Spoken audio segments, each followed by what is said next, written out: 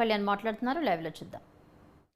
అలాగే నా పొలంలో నాకు సంక్రమించిన నేను కొన్న కష్టార్జితంతో లేదంటే నాకు వారసత్వంగా సంక్రమించిన నా భూమిలో ఇతని రాయండి, ఇతని ముఖ చిత్రంతో ఈ రాయండి, హద్దులు రాయండి. వీటన్నిటి వెనకాల బేసిక్గా నేను ఇచ్చేవాడిని, మీరు తీసుకునేవాళ్ళు, మీరందరూ నా కింద లోబడి ఉండాలి. ఇది ఒక ప్రజాస్వామ్యబద్ధంగా దీనికి ఒక భారతదేశ రాజ్యాంగం ఉంది, దీనికి అనుగుణంగా లోబడి పరిపాలించాలి అన్న ఆలోచన ఉంటే మటుకు ఇలాంటి పనులు చేయరు. భారతదేశం ఇందాక మీ నీతి ఆయోగ్ చెప్పినట్టుగా వాళ్ళందరూ కూడా కొన్ని చట్టాలను పంపించారు. నేను అర్థం చేసుకుంది, మన సంబంధిత రాష్ట్రాలకు పంపించారు. ఈ చట్టాల్లో తీరుతెన్నులు గమనించండి, ఏవి అమలు అంటే కొన్ని ఇబ్బందులు ఖచ్చితంగా ఉండొచ్చు. సో వాటిని కరెక్ట్ చేయడానికి వాటిని ఒక ముసాయిదా చట్టంలా పంపించారు, అంతే కదా నేను అర్థం చేసుకుంది. ఒక ముసాయిదా చట్టం పంపించారు, అంతేనా తెలుగు? దీన్ని వీళ్ళు ముందే యాక్ట్ చేశారు. 2019 డిసెంబర్లో స్టార్ట్ చేసింది, ఆల్రెడీ ఇంప్లిమెంట్ చేసి దీన్ని రాష్ట్రపతి అప్పీల్కి పంపించారు, స్టేట్ చట్టం కాబట్టి.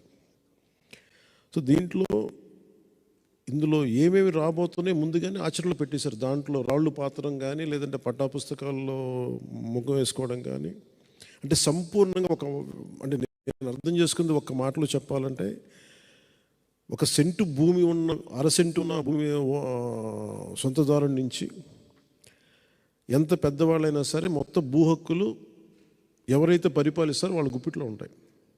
అది వాళ్ళ ఇష్టాల మీద, వాళ్ళ ఫ్యాన్సీల మీద ఉంటుంది. ఇది బయటికి ఎలా వచ్చింది అంటే, న్యాయవాదులకి పని పోతుంది. అంటే ఒక సగటు, నేను రోడ్ల మీద తిరిగి క్షేత్రస్థాయిలో తిరిగే వ్యక్తిగా చెప్తున్నాను. నేను అడిగాను ఏంటి జరుగుతుంది అని అడుగుతా అంటే, లేదంటే వాళ్ళకి ఉద్యోగాలు పోతాయి, వాళ్ళ కేసులు పోతాయని చెప్పి వాళ్ళు ఇట్లా పెడుతున్నారని ఫస్ట్ టైం మిమ్మల్ని కూడా స్పేర్ చేయలేదు మీ వైసీపీ ప్రభుత్వం. భవన నిర్మాణ కార్మికులు రోడ్ల మీదకు వచ్చిన రోజు నుంచి ఈ రోజు దాకా కొత్తగా మీరు ఈ యాజిటేషన్లోకి, కోర్టు రూముల్లో రాజ్యాంగాన్ని కాపాడాల్సిన మీరు కూడా ఈ రోజున ఈ ఉద్యమ బాటలోకి రావాల్సి వచ్చింది. ఇది ఖచ్చితంగా జనసేనకి, ముఖ్యంగా నాకు, ఈ పార్టీ ఏర్పాటుకు కూడా legal luminary, legal genius Nani Palkhivala గారి స్ఫూర్తి నాకు. అని ఈ రోజు ఆయనకి నేను చెప్పుకుంటే ఒక ఏకలవ్య శిష్యుడు నేను ఆయనకి. ఆయన లేకపోయినా మన మధ్యలో నేను ఆయన్ని సంపూర్ణంగా స్ఫూర్తి తీసుకున్నాను. ముఖ్యంగా కేశవానంద మీరు చెప్తున్నప్పుడు ఇందాక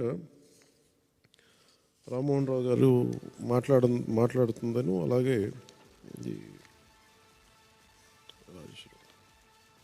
చిగురుపాటి రవీంద్రబాబు గారు చెప్పింది, మీ ఇద్దరి అంటే మిగతా అందరూ చెప్పినప్పటికీ ప్రత్యేకించి మీ ఇద్దరు చెప్తున్న దాంట్లో ఒకడు, నా భూమిలో నీ హక్కు ఏంటి. రెండు, చిగురుపాటి గారు చెప్పింది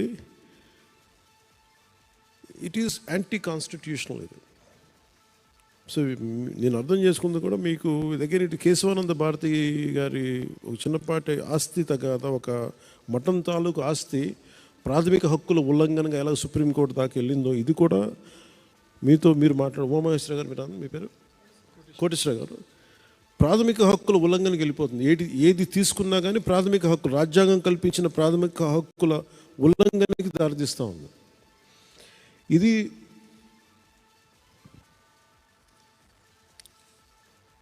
అంటే మీకు ఇది జగన్ దీన్ని ఎలా అనుకూలంగా తీసుకుంటున్నాడంటే, ఆయనకి వైజాగ్లో వచ్చి దోచుకున్న ప్రాపర్టీస్ అన్నిటిని లెజిటిమేట్ చేసుకోవడానికి ఇది తెచ్చుకున్న చట్టంలా ఉంది. అంటే వైజాగ్లో వాళ్ళు దోచుకున్న ఆస్తులకి లెజిటిమైజ్ చేసుకునేందుకు చట్టంలా ఇది ఒకటి ఉంది. అలాగే ఈ పొలిటికల్ వాళ్ళ ఎవరినైతే ఇప్పుడు మీరు అంటున్నారు, మీరు కోర్ట్స్ని దాటేసి, కోర్ట్స్ని అతిక్రమించి రెవెన్యూ అథారిటీస్కి హక్కు ఇచ్చేస్తే, రెవెన్యూ వ్యవస్థ అంతా ఎవరైతే ప్రభుత్వాన్ని నడుపుతారో వారి చేతిలో ఉండదు. కోర్టులు ప్రభుత్వం చేతిలో ఉండవు. ఆ హక్కుని ఇటు మైకి ఇటు తీసేస్తే మటుకు ఖచ్చితంగా మోర్ ఈజీ అయిపోతే ఆస్తిని దోచేయటం మరింత సులభతరం అవుతుంది. ఒకటే అనిపిస్తుంది, ఋషికొండని ఒక ఉదాహరణ చెప్తాను. ఋషికొండని రేపొద్దున అన్యాయకారణంగా దోచుకున్నాడు ఆయన. ఇందాక మీరు చెప్తున్నట్టుగా ఉమామహేశ్వర గారు మీరు చెప్తున్నట్టుగా ఏదైనా వాళ్ళు అప్లై చేసుకోవచ్చు. ఇది నాది అని రాసేసుకుంటే సరిపోద్ది, నో క్వశ్చన్స్ ఆస్క్డ్. సో ప్రతిదానికి కోర్టు అనే ఒక రక్షణ చట్టాన్ని తీసేశారు దీనివల్ల. దీన్ని నేను ప్రజలకి సగటు మనిషికి, సగటు ఇంట్లో వంట చేసుకునే ఒక ఆడపడుచుకు కూడా, కేవలం గృహిణికి కూడా ఇది అర్థం అయ్యేలాగా నాకు మరింత లోతుగా నేను తీసుకెళ్ళాలి. మీరు దేనికైతే పోరాటం చేస్తున్నారో, దేనికైతే ఉద్యమిస్తున్నారో, ఇది నేను సంపూర్ణంగా తీసుకెళ్ళాలి అంటే నాకు ఇంకొక 2-3 రోజులు వ్యవధి కావాలి. ఎందుకంటే ఇది నాకు దీని తాలూకు గ్రావిటీ, దీని తాలూకు సీరియస్నెస్ నాకు అర్థమవుతుంది. అండ్ ఎందుకంటే ఒక డ్రెకోనియన్ లా వచ్చినప్పుడు చాలా సున్నితంగా ఉంటుంది, పెద్ద ఇష్యూగా అనిపించదు. అది అప్లై చేసే కొద్దీ దాని అప్లికేషన్లో దాని తాలూకు మీరు ముందే సెన్స్ చేస్తూ ఉన్నారు. అంటే మీరు చెప్తున్న ప్రతిదీ ఈ ఆంధ్రప్రదేశ్ ల్యాండ్ టైటిలింగ్ యాక్ట్ 2022 ఇది కైండ్ ఆఫ్ డ్రెకోనియన్ లా. దాని ముందే మీరు గ్రహిస్తున్నారు, ఇంకా ప్రజల అనుభవంలోకి రాలేదు ఇంకా అది. అందుకని మీరు ఉద్యమిస్తున్నారు.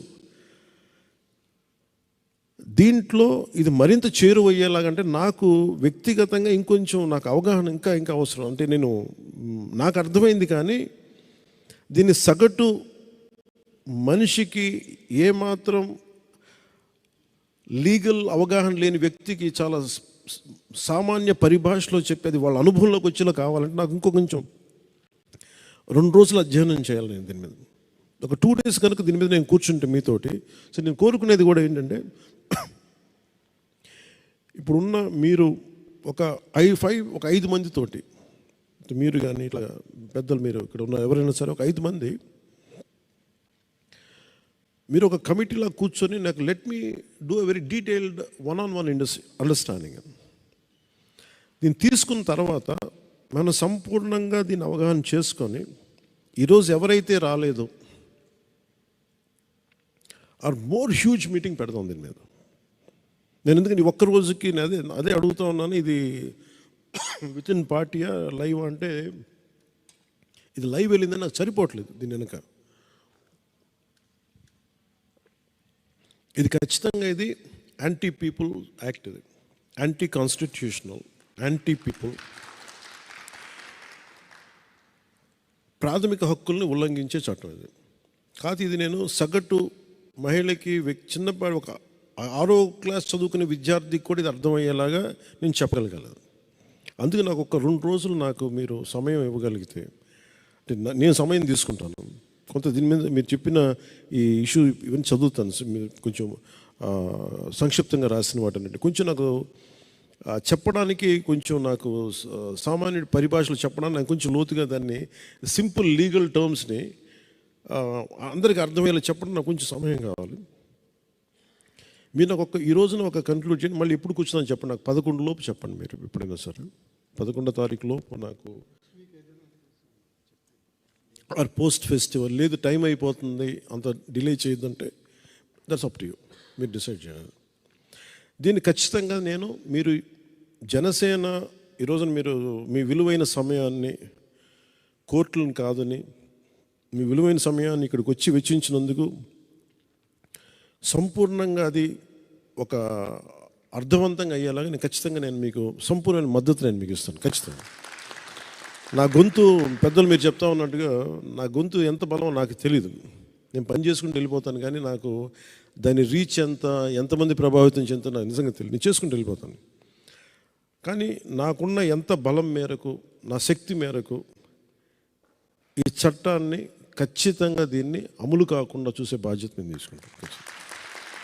ఎందుకంటే ఇది బేసిక్గా మీది ప్రాథమిక హక్కుల ఉల్లంఘన జరుగుతుంటే ఖచ్చితంగా దీన్ని నిలువరించాల్సిన అవసరం ఒక పొలిటికల్ పార్టీగానే కాకుండా ఈ దేశంలో ఉన్న ప్రతి ఒక్కరికి బాధ్యతలు ప్రతి ఒక్క పౌరుడికి ఉంది. దట్ మేము మీతోటి, మీ భుజంతో మేము మా భుజం కూడా కలుపుతాం. దీంట్లో మేము సంపూర్ణమైన మద్దతు ఇస్తాం మీకు దీని మీద. అలాగే భవిష్యత్తు అంటే నేను today don't want talk on elections or politics, అది వేరే సభలో మాట్లాడతాను. కానీ ఇది ప్రజలకి ఎంత, ఆంధ్రప్రదేశ్కి ఎంత చెడు, సగటు వ్యక్తికి ఎంత హాని చేయబోతుందో, ఎలాంటి హక్కులు కోల్పోబోతుందో దీన్ని మరింత బలంగా వివరించడానికి నేను కొంచెం పెద్ద మీటింగ్ చేస్తాను దీనికి. ఆ రోజు మీరు ఇంకొకసారి వచ్చి అది మనం ఎక్కడ పెట్టుకుందాం, లేదంటే మీసారి మీరు ఆహ్వానిస్తే నేను వస్తాను. మీరు ఆహ్వానించండి. అంటే ఈరోజు మీరు నా దగ్గరికి వచ్చారు, నేను ఆ రోజు కూర్చున్నప్పుడు నేను కావాలంటే మీరు చేస్తూ ఉండండి. ఈ 2 రోజులు నేను అధ్యయనం చేసి నేను మీ శిబిరానికి మీరు ఎక్కడైతే మీరు గుంటూరు కోర్టుకి నేను వస్తాను కావాలంటే. ఇంకా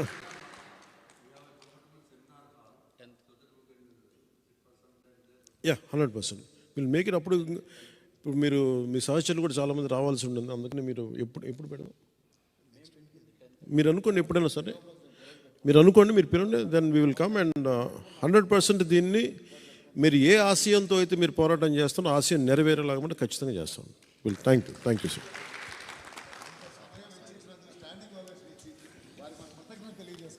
లేదు, థ్యాంక్ యూ. సార్ రిప్రజెంటేషన్ మా బార్ అసోసియేషన్ వినతి పత్రం ఆల్రెడీ సీఎం గారికి కూడా